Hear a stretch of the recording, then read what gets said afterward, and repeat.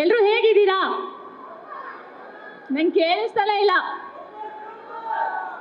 Thank you so much.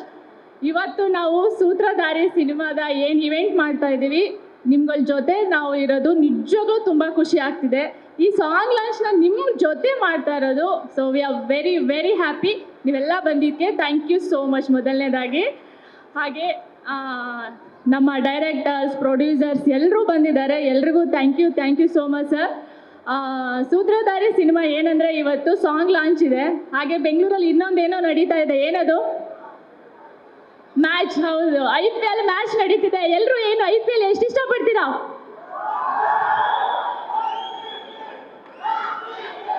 RCB ಮ್ಯಾಚಲ್ಲಿ ಕಪ್ಪು ನಮ್ದೆ. ಕನ್ನಡ ಇಂಡಸ್ಟ್ರಿಯಲ್ಲಿ ನಮ್ದೇ ಹವಾ ಇರಬೇಕು, ಹೌದಾ? ಯಾವಾಗಲೂ ನಾವೇ ಟಾಪಲ್ಲಿ ಇರಬೇಕು. ಎಲ್ಲಿ ಹೋದ್ರು ಕನ್ನಡ ಸಿನಿಮಾ ಎಲ್ಲೂ ಹೋಗಿಲ್ಲ, ಕನ್ನಡ ಜನತೆ ಥಿಯೇಟರಿಗೆ ಬರ್ತಿಲ್ಲ ಅಂತ ಹೇಳೋದಲ್ಲ. ನಮ್ಮ ಜನತೆ ನಮಗೆ ಗೊತ್ತಿದೆ ಎಷ್ಟು ವರ್ಷದಿಂದ ಕನ್ನಡ ಸಿನಿಮಾ ಪರಂಪರೆ ಆಗಿರ್ಬೋದು, ಎಷ್ಟು ಜನ ಅದಕ್ಕಿರೋ ಅಂತ ಇದನ್ನು ನಾವು ಹೇಳೋಕ್ಕಾಗೋದೇ ಇಲ್ಲ. ಒಳ್ಳೆ ಸಿನಿಮಾ ಇದ್ದರೆ ನಮ್ಮ ಕನ್ನಡಿಗರ ಸಿನಿಮಾ ನೋಡ್ತಾರೆ. ಅದಕ್ಕೆಲ್ಲ ನಾವೇ ಸಾಕ್ಷಿ. ಸೊ ಸೂತ್ರಧಾರಿ ಅಷ್ಟೇ, ಮೇ 9ನೇ ತಾರೀಕು ಬರ್ತಾ ಇದ್ದೀವಿ. ಸೊ ನಿಮ್ಮೆಲ್ಲರ ಸಪೋರ್ಟ್ ಇರಲಿ ಅಂತ ಕೇಳ್ಕೊತೀವಿ ಅಷ್ಟೇ. ಬಿಕಾಸ್ ಒಳ್ಳೆ ಸಿನಿಮಾ ಇದ್ದರೆ ಒಂದು ಒಳ್ಳೆ ಸಿನಿಮಾ ಗೆದ್ದೇ ಗೆಲ್ಲುತ್ತೆ. ಸೊ ನಿಮ್ಮೆಲ್ಲರ ಸಪೋರ್ಟ್ ಇರಬೇಕು.